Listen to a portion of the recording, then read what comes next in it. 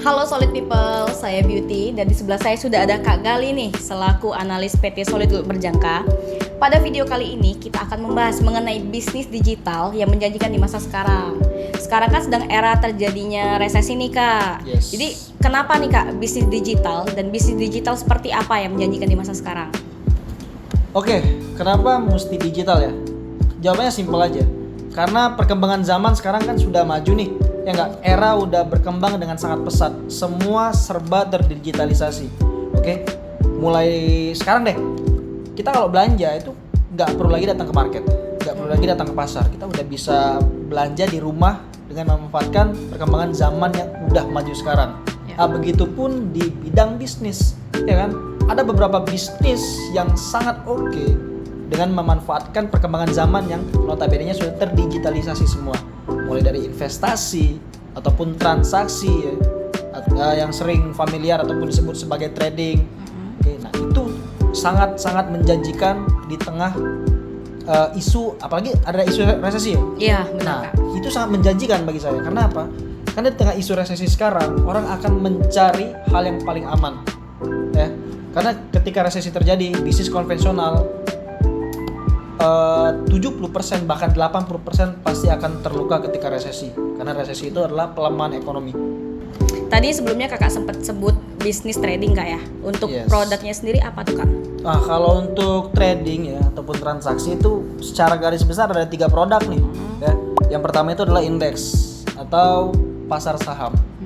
Yang kedua itu ada forex atau pasar nilai mata uang, dan yang ketiga itu adalah komoditi atau pasar komoditas.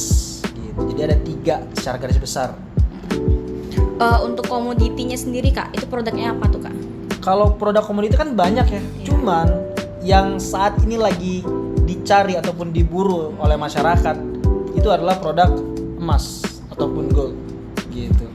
Kenapa nih Kak lebih merekomendasikan untuk investasi ke emas daripada investasi lain? Oke. Berbicara masalah emas ya. Jadi emas ini seperti yang kita tahu itu udah dipakai dari zaman dahulu ya sebagai alat transaksi oleh masyarakat secara luas. Oh iya ya Kak, emang Iya. udah dipakai emas dari zaman dulu ya berarti Iya, ya? sampai sekarang juga masih kepake gitu loh. Dari zaman mata uang kertas sekarang nih ada, itu emas sudah dipakai. Oke. Nah, sekarang ini emas juga masih dipakai, masih diburu oleh masyarakat luas gitu loh. Jadi nilainya juga masih sangat berkilau. Apalagi sekarang di tengah isu resesi yang akan terjadi. Ya. Jadi orang akan mencari aset yang aman gitu loh. Nah, emas ini sebagai aset lindung nilai. Makanya di tengah-tengah masyarakat, emas itu cenderung dibilang sebagai aset safe haven atau aset lindung nilai. Ketika perekonomian lagi tidak baik-baik saja, ketika ekonomi sedang mengalami krisis, maka orang akan cenderung kembali ke komoditas, kecuali emas, pasti. Karena sebagai alat lindung nilai ataupun aset safe haven. Gitu. Jadi harga emas akan cenderung meroket lah ketika resesi terjadi ya. Gitu. Oke, seperti video yang sebelumnya pernah Beauty bahas ya yang ada di Instagram kita tentang isu resesi yang terjadi saat ini. Seperti yang Kak Gali bilang sebelumnya nih. Jadi untuk bisnis digital di masa sekarang itu lebih direkomendasikan untuk investasi ke emas. Benar. Karena yang pertama, emas itu sendiri menjadi aset pelindung nilai.